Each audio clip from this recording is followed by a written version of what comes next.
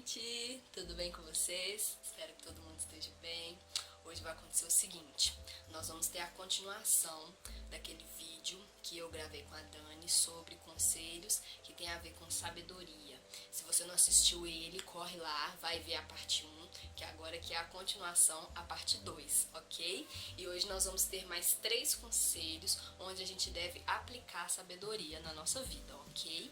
E o primeiro deles, eu quero falar sobre as tristezas que nós temos na vida. Sofrimentos no geral que todo mundo passa, que todo mundo está sujeito e infelizmente acontecem coisas que deixam a gente para baixo, que deixa a gente às vezes sem ânimo, sem vontade de resolver a situação, a gente só quer ficar ali meio que derrotado, né? Mas Deus tem um jeito mais sadio para nós vivermos quando a gente passa por situações que deixam a gente triste. Para isso nós vamos ler lá em Provérbios, pega sua Bíblia e lê comigo, capítulo 15, versículo 13.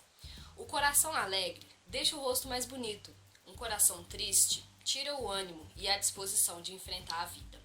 O caso é o seguinte, quando a gente tá triste, normalmente, a gente meio que perde a força, como esse versículo mesmo fala, de enfrentar a vida e de resolver as situações. Mas, o que eu quero trazer para vocês é para vocês enxergarem as situações difíceis com um outro lado. Ver pelo outro lado da história e ver o que isso pode trazer de benefício para você.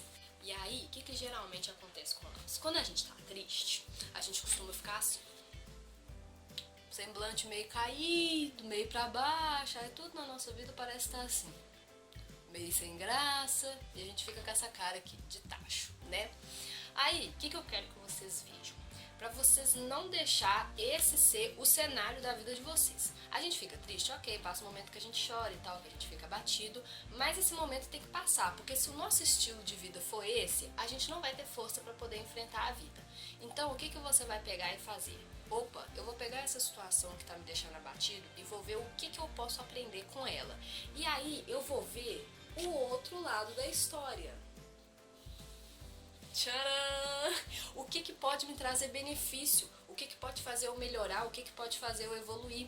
Porque toda situação difícil que deixa a gente triste, que deixa a gente pra baixo, alguma coisa isso pode nos ensinar, a gente pode aprender, a gente pode amadurecer e isso faz a gente aprender com as lições da vida. Então, eu quero que você seja assim a partir de hoje. Toda situação que te deixar assim, eu quero que você pegue ela e reflita. O que isso pode me ensinar? O que eu posso aprender com isso? Como eu posso amadurecer e evoluir com isso? Aí você vai ter uma nova visão sobre aquilo e você vai ter um novo posicionamento sobre essa situação. E aí você vai ter força para poder enfrentar qualquer problema da sua vida.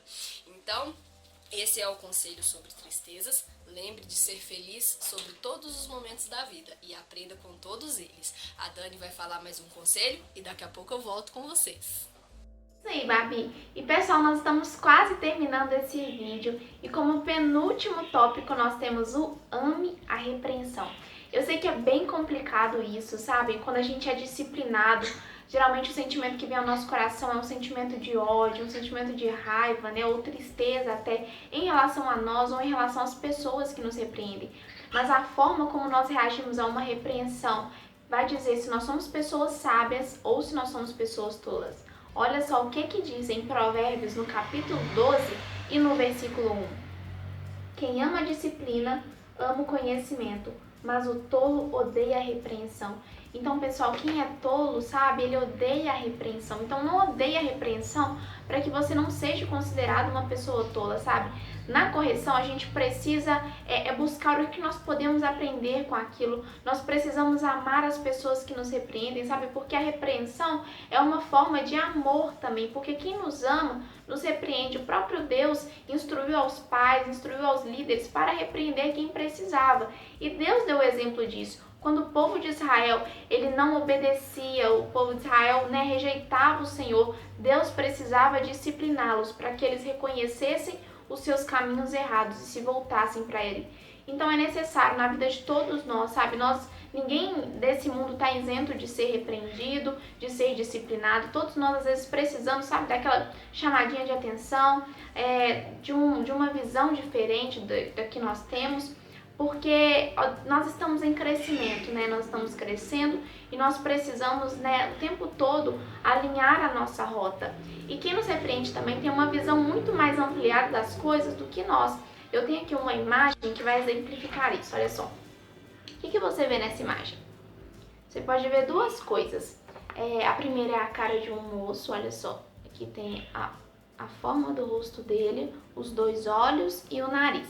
Mas você pode ver também uma paisagem, olha só, aqui tem duas casinhas, aqui e aqui. Aqui tem o tronco de uma árvore e aqui tem um moço que parece que ele tá até tocando, tá vendo? Às vezes na vida é assim, a gente só consegue enxergar uma coisa, por exemplo, às vezes você só estava enxergando a cara do moço, mas essas pessoas que vêm nos repreender, elas conseguem ter uma visão muito mais ampliada das coisas. Lembra lá daquele provérbio que diz que tem caminhos que parecem ser direitos, mas que o fim deles é a morte? Às vezes a gente acha que o caminho vai ser bom, que o fazer alguma coisinha bem pequena errada não vai dar em nada.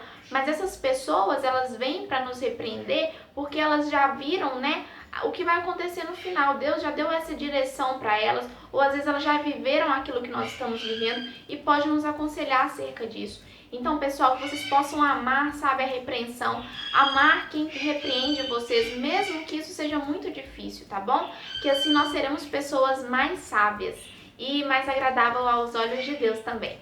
Então, um super beijo e até a próxima, tá bom? Agora a Babi vai finalizar aí pra vocês. Isso aí, Dani, muito bom esse conselho, viu? E agora nós vamos pro último, gente. E se vocês quiserem que a gente fale mais sobre assuntos assim, vocês podem estar falando com a gente, que a gente traz pra vocês, ok? E pro último, eu vou falar sobre sabedoria no uso da internet. Em primeiro lugar, na questão de tempo, pelo tempo que a gente gasta na internet. A internet é uma coisa que a gente mexe todo dia, não adianta. E a gente gosta muito, né, de divertir, de jogar um jogo, de ver um vídeo e tal, de assistir alguma coisa, e aquilo enterte a gente. Mas se a gente ficar o tempo todo ali, a gente não dedica tempo para outras coisas que são mais importantes do que isso. Dentre elas, o tempo que a gente tem que dedicar para Deus, em leitura bíblica, em oração. Então, assim, se o nosso prazer tá demais no tempo na internet e não tem esse mesmo prazer, ou até mesmo prazer maior, em um tempo com Deus, a gente precisa rever essas questões, né? Para isso eu vou ler lá em Salmos, capítulo 1, versículo 1. Como é feliz o homem que não vai atrás da opinião de pessoas más, que não seguem o exemplo dos pecadores, nem participa de rodinhas que zombam de Deus. Pelo contrário, o seu prazer está na lei do Senhor. De dia e de noite ele medita nessa lei e fica imaginando como pode obedecer o Senhor mais de perto. O versículo 1 falou a questão das companhias, né? Das pessoas que não vão na onda de outras que estão pecando.